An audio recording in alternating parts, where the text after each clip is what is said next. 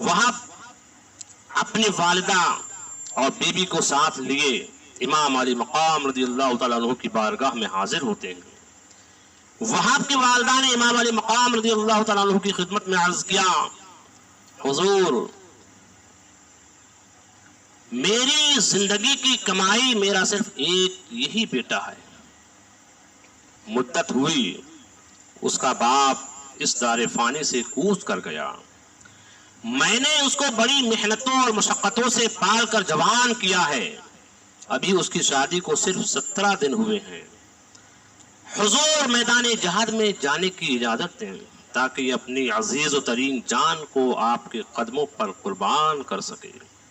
آپ نے بخوشی قبول فرما کر وہب کی بیوی کے سر پر ہاتھ پھیرتے ہوئے فرمایا، تیرا شوہر ابھی ابھی دیدار الہی سے مشرف ہونے والا ہے، حوض کوثر کے جام پلانے کے لیے جنت کی حوریں تیار کھڑی ہیں، بیٹی آج تیری قسمت پر جنت کی حوریں رشک کر رہی ہیں، تم ایک مجاہد اور غازی کی بیوی ہو۔ حضرت امام علی مقام رضی اللہ تعالیٰ عنہ کے یہ تسلی بخش الفاظ سن کر نیک دل خاتون کی آنکھوں میں آنسو آ گئے، اس نے بھرائی ہوئی آواز میں عرض کیا، حضور مجھے ان سب باتوں پر ناز ہے، مگر میں اسے اس شرط کے ساتھ میدان جنگ میں جانے کی اجازت دے سکتی ہوں کہ میرے بغیر جنت میں داخل نہ ہو، میں یہ وعدہ حضور کے روبرو لینا چاہتی ہوں، اور اس کے بعد حضور مجھے موقع دیں کہ میں باقی کی زندگی اہل بیت کی خدمت میں گزار دوں۔ امام علی مقام رضی اللہ تعالیٰ عنہ کے روبرو وہب نے دست بستہ عرض کیا، اے ابن رسول مجھے اپنی بیوی کی یہ شرط منظور ہے کہ میں اس کے بغیر جنت میں داخل نہیں ہوں گا، اور میرے بعد حضور اسے اپنے خادماؤں میں منظور فرمائیں۔ وہب سر پر خود پہنے، جسم پر ذرہ زیب کیے، اور ہاتھ میں نیزہ اور دوسرے ہاتھ میں ڈھال لے کر دشمنوں کے سامنے آئے اور حل میں مبارزن کی صدا بلند کی۔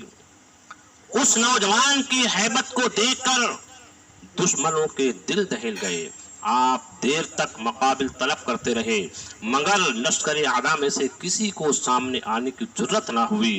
آخر ابن سعد نے اپنی فوج سے کہا، کیا اس چھوٹے سے بچے کا مقابلہ کرنے کے لیے میری فوج میں کوئی بہادر نہیں؟ غیرت سے ڈوب کر مر کیوں نہیں جاتے؟ ایک معمولی سا لڑکا مقابل طلب کرتا ہے، کوئی سامنے جانے کا نام نہیں لیتا، کیا سب بزدل ہو گئے ہو؟ ابن سعد کا یہ تانا محکم بن طفیل برداشت نہ کر سکا اور گھوڑا دوڑاتا ہوا مقابلے میں آ گیا۔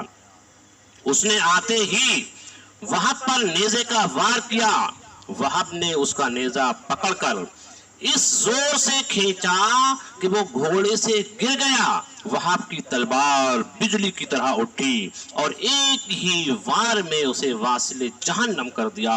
وہب تلوار کے کچھ ایسے جوہر دکھا رہے تھے کہ جو بھی سامنے آتا ایک ہی وار میں ٹکڑے ٹکڑے کر دیا جاتا۔ 20 کو قتل کر کے، 20 سے زائد یزیدیوں کو قتل کر کے، واصل جہنم کر کے وہب نے اپنے گھوڑے کی باغ خیمے کی طرف موڑی۔ بی بی ٹکٹکی باندھ کر دیکھ رہی تھی، والدہ کامیابیوں کے لیے دعائیں مانگ رہی تھی۔ وہب نے گھوڑے سے اتر کر اپنی والدہ سے کہا، امی جان اب تو مجھ پر راضی ہو گئی ہو؟ والدہ نے کہا، بیٹا میں تجھ پر حشر تک راضی ہوں۔ پھر آپ اپنی دلہن کی طرف آئے جو اپنی آنکھوں کے سامنے اپنے سہاگ کو قربان ہوتا دیکھ رہی تھی۔ دیکھا کہ اس کی آنکھوں میں زار زار آنسو ہیں۔ وہب نے فرمایا، کیوں روتی ہو؟ کیا تم نے مجھے بخوشی اجازت نہ دی تھی؟ ابھی آپ اسے تسلی ہی دے رہے تھے کہ میدان جنگ سے آواز آئی، ہل من مبارزن، ہے کوئی مقابلے کرنے والا؟ وہب یہ آواز سنتے ہی گھوڑے پر چڑھے اور الوداع کہتے ہوئے میدان جنگ کا رخ فرمایا۔ بی بی کی آنکھوں میں آنسو کا ایک دریا تھا جو بہہ نکلا۔